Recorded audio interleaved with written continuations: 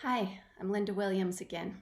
I want to talk to you today about what to do about an overly chatty parent, a hostile parent, a parent that wants to talk to you at the wrong time. Um, and I want to encourage you that it is okay to have some boundaries. One thing you can do for the chatty parent, the parent that just wants to talk and talk and talk about not much, chit chat for a while, of course, because you want to have a nice relationship with them, but have an escape route. Have another teacher that knows that they're chatty and will stop by and come and get you because you have to do that thing together or you have a meeting. And you have somebody that can stop by and do that. If you have a parent that shows up at the wrong time, I had a parent once show up. I'm in the middle of teaching, and they stood at the back of the class and said, can I?"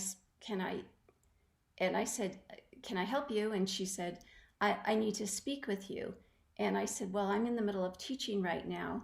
Can I contact you after school and we can have a conversation?" And she said, "No, I'll just wait." Well, I'm in the middle of teaching a lesson, and so that was very awkward. But what I would encourage you to do is it's okay to set boundaries and say, "I cannot speak to you right now. I'm in the middle of class, and but I will be happy to call you after school, or why don't you set an appointment up with the office and we can talk then."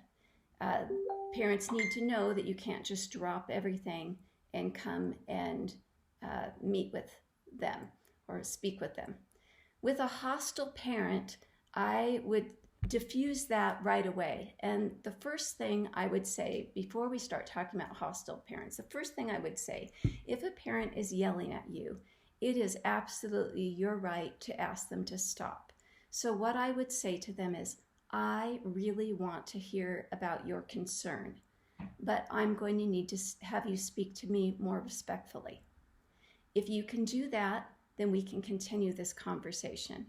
If you can't be respectful to me, then we will be ending this conversation now, and we'll have to have it with the principal present." So it's okay to set boundaries. Most of the time when you do that, the parent calms down right away and stops yelling at you because they want to tell their story. And if they don't, you've given them a choice. You can either calm down and speak to me respectfully and we can continue this conversation, or we can have this conversation at another time with the principal present, but we will not be continuing this conversation with you speaking to me in that way.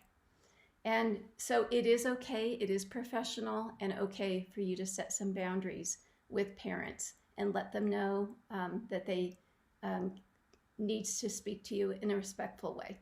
Most of the time, I don't think they realize they're even yelling. I think they just think they're upset and they want to be heard. And so you want to convey to them that you want to hear what they have to say, but they're going to need to change their tone of voice so that you can continue the conversation. In the next video, I'll be talking to you about how to de-escalate a situation with a parent.